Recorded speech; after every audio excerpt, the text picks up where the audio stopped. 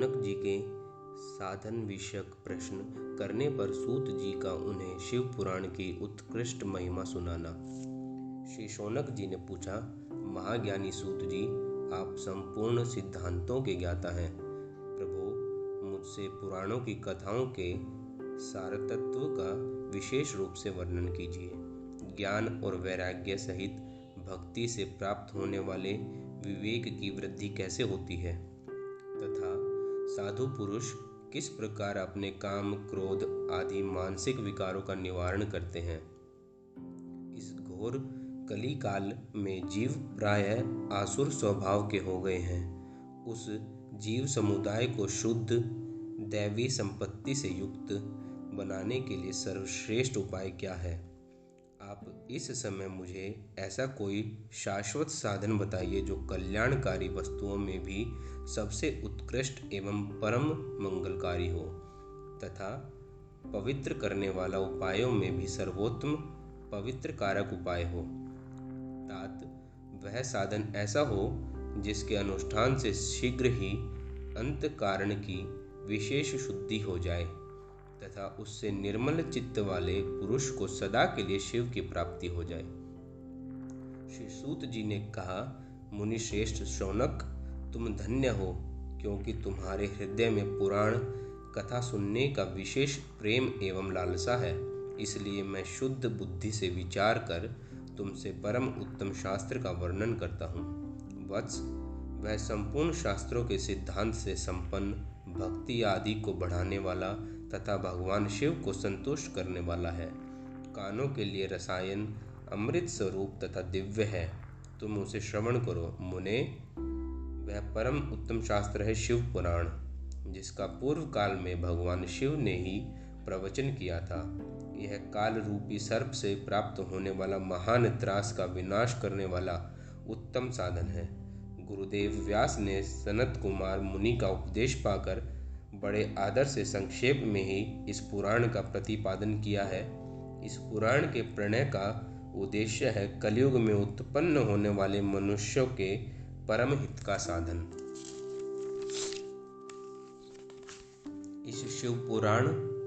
यह शिव पुराण परम उत्तम शास्त्र है। इसे इस भूतल पर भगवान शिव का वांगमय स्वरूप समझा जाना चाहिए और इस प्रकार से इसका सेवन करना चाहिए। इसका पठन और श्रवण सर्व साधन रूप है। इससे शिव भक्ति पाकर श्रेष्ठतम स्थिति में पहुंचा हुआ मनुष्य शीघ्र ही शिव पद को प्राप्त कर लेता है। इसलिए संपूर्ण यत्न करके मनुष्य ने इस पुराण को पढ़ने की इच्छा की है अथवा इसके अध्ययन को अभीष्ट साधन माना है। इसी तरह इसका प्रेम पूर्वक श्रवण भी संपूर्ण मनोवांछित फल को देने वाला है।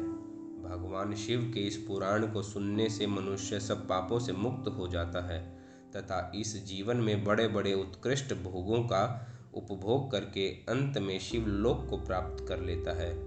यह शिव पुराण नामक ग्रंथ 24,000 श्लोकों से युक्त है। इसकी 7 संहिताएं हैं।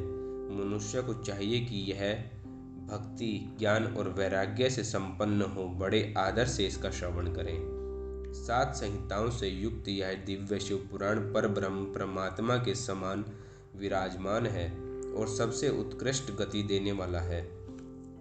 जो निरंतर अनुसंधान पूर्वक इस शिव पुराण को वांचता है अथवा नित्य प्रेम पूर्वक इसका पाठ मात्र करता है, वह पुण्यात्मा है।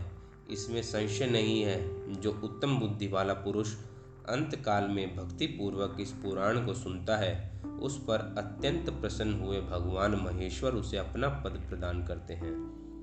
जो प्रतिदिन आदर पूर्वक इस शिव पुराण का पूजन करता है, वह इस संसार में संपूर्ण भोगों को भोग कर अंत में भगवान शिव के पद को प्राप्त कर लेता है। जो प्रतिदिन आलस्य रहित हो, रेशमी वस्त्र आदि के वेशनस से इस शिव पुराण का सत्कार करता है, वह सदा सुखी होता है। यह शिव पुराण निर्मल तथा भगवान शिव का सर्वस्व है। जो इहलोक और परलोक में भी सुख चाहता हो, उसे आदर पूर्वक साथ यत्न पूर्वक इसका सेवन करना चाहिए।